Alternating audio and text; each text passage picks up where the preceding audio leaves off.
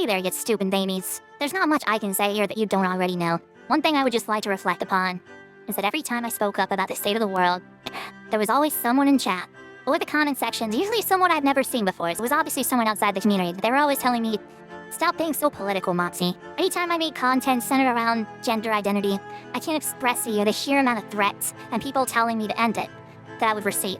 And this is just a highlight of the mentality of half the country right now. We become a Christo-fascist, authoritarian regime, and it didn't happen overnight.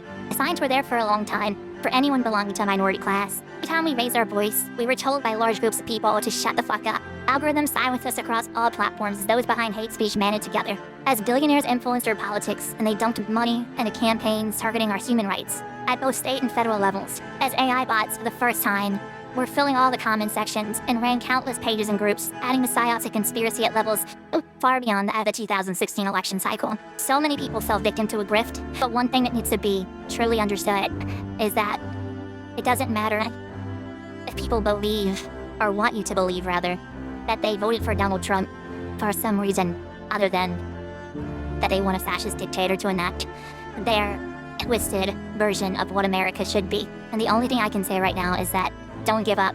Don't move away. This is not something that is just central to America. It's happening across the world right now. Fascism is on the rise. Racism, sexism, transphobia, all being used to peddle a fascist takeover. And a lot of people are waiting for someone to tell them what to do about it right now, along with many people trying to figure out who to blame. There's a lot of circular talk going on, blaming the leftists, blaming the Democratic Party. But at the end of the day, I honestly believe there is nothing the Democratic Party, which I have plenty of issues with, there's nothing they could have done to win this election. There's nothing Kamala Harris could have said to win this election. And I'm sure some people would argue with me there, but I think they're missing the point. This election was clearly stolen, but it wasn't stolen in the sense that, votes weren't counted properly or whatever. And if that comes out to be the case, that's a whole different conversation. But it was stolen mentally by the amount of interference by Elon Musk and others who have been spending the last 4 years or more pushing conspiracy into the minds of so many Americans, spreading alt-right, racist, transphobic bigotry across the web, targeting everyone who doesn't fall in line with their views, trying to scare us into submission. A lot of us went into this election cycle with the mentality that that type of mentality was going to go away, that we were going to win and put it behind us. And that's where I think a lot of us were sadly mistaken. That's where I think a lot of people underestimated the rise of fascism. You need to start cutting a lot of people out of your lives, and that's just the bare minimum. You need to start doing work locally.